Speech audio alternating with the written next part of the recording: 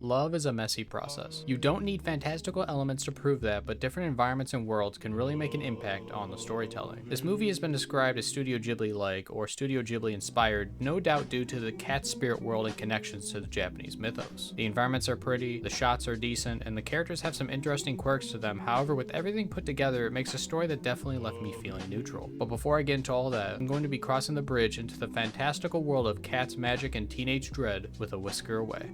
When I first started looking into this movie, I saw a lot of mixed reviews, from people talking about it being mediocre to others praising its ability to capture the spirit of Studio Ghibli. I definitely can see where the comparisons come from, with the world of cats and the face seller to the imagery throughout the town utilizing vibrant colors alongside some quirky characters. It's hard to say too much about the story because on paper it's a simple one. The main character Mio, that for the last couple years has had a rough household with a stepmom in her life and biological parents that have issues with one another. Mio falls for a fellow classmate Hinode who has problems of his own back at home with his grandfather's pottery business going under. The factor that switches up the narrative is Mio meeting a cat spirit known as the mask seller who gives her the ability to put on a mask and transform into a cat. Throughout the story, she uses this to be around Hinode without him knowing it, which is questionable ethically, but unfortunately the story brushes over this idea, which does hurt the storytelling. Stories that are heavily character driven hinge on each action taken being important, well understood, and when it has an ethical aspect that those ethics are at least acknowledged. But in this story, nobody mentions whether it's good or bad that she is deceiving him, and Hinode doesn't even give any reaction to it either when he finds out. It's a critical aspect of the story that only the main character has to grapple with, and in the end, gets over her reservations. Simple stories aren't necessarily bad, but it's good to find ways to keep everything engaging, but this story is very middling all around. It sticks to conventions and doesn't leave much of a strong impression. It doesn't focus much on the family dynamic to give it more depth, so it's left as more of a surface level aspect. In fact, Hinode's family dynamic gets more screen time, even though Mio's is more relevant for the central part of the story. Over time, I've found that simple stories only become very effective when they take the simple ideas and add some flair to them. For this movie, the flair would be the fantastical cat elements alongside the art design. Though both of those were cool, they weren't anything that blew my mind, nor did it make me excited to finish the story. For the first time in this analysis series, I'm left with almost nothing to talk about. So what could this story have done to grip me better? To start, I would have liked more conflicts to arise, or at least add more depth to the conflicts already in the story. Mio's family dynamic is left extremely vague, and the viewer isn't given a lot to dive into. Hinode's family struggles are shown, but it just boils down to expectations for the child to support them.